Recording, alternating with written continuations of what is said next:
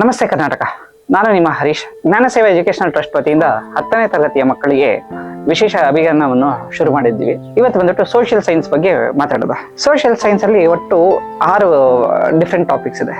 History, political science, geography, business studies, economics, sociology. ಹಿಸ್ಟ್ರಿಗೆ maximum time ಕೊಡಬೇಕು, but history ಓದ್ಬೇಕಾದ್ರೆ ನಿದ್ದೆ ಬಂದ್ಬಿಡುತ್ತೆ. ಪೊಲಿಟಿಕಲ್ ಸೈನ್ಸು ಡೈಲಿ ಬೆಳಗಾದ್ರೆ ನ್ಯೂಸ್ ಅಲ್ಲಿ ನೋಡಿರ್ತೀವಿ, ಅದನ್ನೇನು ಅರ್ಥ ಮಾಡ್ಕೊಂಡು ಬರೀಬೇಕು. ಜಿಯೋಗ್ರಫಿ ಯಾವ ಜಾಗಗಳನ್ನ ಮೈಂಡಲ್ಲಿ ಹೇಗೆ ಇಟ್ಕೋಬೇಕು, ನೇಮ್ಸ್ ಪ್ಲೇಸ್ ನೇಮ್ಸ್ನ ಹೇಗೆ ಮೈಂಡಲ್ಲಿ ಇಟ್ಕೋಬೇಕು, ಅದನ್ನ ಯಾವ್ದಕ್ಕೂ ಎಲ್ಲಿ ಬರೀಬೇಕು ಅನ್ನೋದು ಗೊತ್ತಿಲ್ಲ. ಅದಾದ್ಮೇಲೆ ಮ್ಯಾಪಿಂಗ್. ನೆಕ್ಸ್ಟ್ 4ನೇ ಸೋಷಿಯಾಲಜಿ. 1 ಮಾರ್ಕ್ಸ್ ಕ್ವಶನ್, 2 ಮಾರ್ಕ್ಸ್ ಕ್ವಶನ್ಗೆ ಅಷ್ಟೊಂದು ಓದ್ಬೇಕಾ.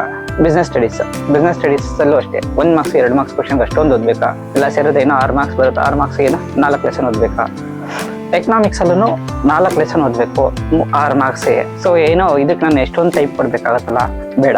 ನಾನು ಬಂದ್ಬಿಟ್ಟು ಅಂದ್ರೆ ನಮ್ಮ ಜ್ಞಾನ ಸೇವಾ ಎಜುಕೇಶನ್ ಟ್ರಸ್ಟ್ ವತಿಯಿಂದ ಡಿಸೆಂಬರ್ 15ನೇ ತಾರೀಕಿಂದ ಏನು ಎಡುಬ್ರಿಡ್ಜ್ ಏನು ಲಾಂಚ್ ಆಗ್ತಿದೆಯೋ ಆ ಅಪ್ಲಿಕೇಶನ್ ಅಲ್ಲಿ ನಿಮಗೆ ಕಂಪ್ಲೀಟ್ ಸೋಷಿಯಲ್ನ 40 ಅವರಲ್ಲಿ ಓದೋದನ್ನ ಹೇಳ್ಕೊಡ್ತೀನಿ. ಅಂದ್ರೆ ಫಾರ್ ಎಕ್ಸಾಂಪಲ್ ಹಿಸ್ಟ್ರಿನ ಓದ್ಬೇಕಂದ್ರೆ ಹಿಸ್ಟ್ರಿದು ಒಂದು ಟೈಮ್ ಲೈನ್ ಮಾತ್ರ ಹೇಳ್ಕೊಡ್ತೀನಿ. Time line mind map. Geography ಓದ್ಬೇಕು ಅಂತ ಹೇಳಿದ್ರೆ ಒಂದು ಲೆಸನ್ ಒಂದು ಮ್ಯಾಪ್ ನ ಮಾರ್ಕ್ ಮಾಡ್ಕೊಡ್ತೀವಿ.